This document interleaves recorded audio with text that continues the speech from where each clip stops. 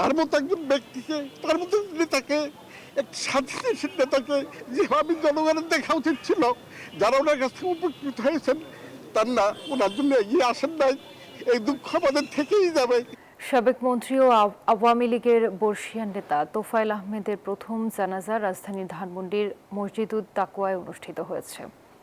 মঙ্গলবার ভোলা সরকারি উচ্চ মাধ্যমিক বিদ্যালয় মাঠে দ্বিতীয় জানাজার শেষে কোরালিয়া গ্রামে তাকে দাফন করা হবে। বিদায় নিলেন ৬৯-এর গণঅভ্যুত্থান ও মহান মুক্তিযুদ্ধের অন্যতম সংগঠক তোফায়েল আহমেদ। ঢাকা বিশ্ববিদ্যালয়ের ইকবাল হলের ভিপি থেকে ৬৯-এর গণজাগরণে ডাকসু ভিপি হিসেবে সর্বদলীয় ছাত্র সংগ্রাম পরিষদের নেতৃত্ব দেন তিনি। তার মৃত্যুতে রাজনৈতিক অঙ্গনে নেমে আসে শোকের ছায়া। তার মতো একজন ব্যক্তিকে, তার মতো নেতাকে, এক স্বাধীনশীল নেতাকে যেভাবে জনগণের দেখা উচিত ছিল, যারা ওনার কাছ থেকে উপকৃত হয়েছেন তার না ওনার জন্য এগিয়ে আসেন নাই, এই দুঃখ আমাদের থেকেই যাবে। উনি মানুষকে উপকার করে কোনোদিন সেটা বাইরে প্রকাশ করতেন না।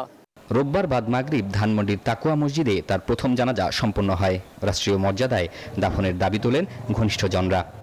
এখান থেকে জানাজা পড়ার পরে স্কয়ার হাসপাতাল ওখানে রাখা হবে, পরে সকালে হেলিকপ্টারে যাবে।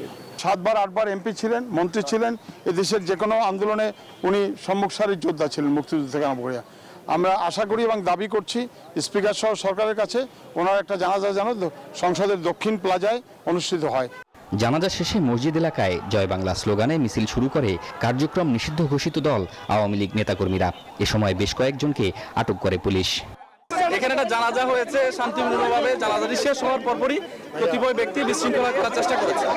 তারা স্লোগান দিয়েছে, তারা স্লোগান দিয়ে পথ আটকে বিশৃঙ্খলা করার চেষ্টা করেছে। আমরা সেটা বিশৃঙ্খলা নিয়ন্ত্রণে পুলিশ ব্যবস্থা করবে, তাদেরকে আমরা গ্রেপ্তার করেছি।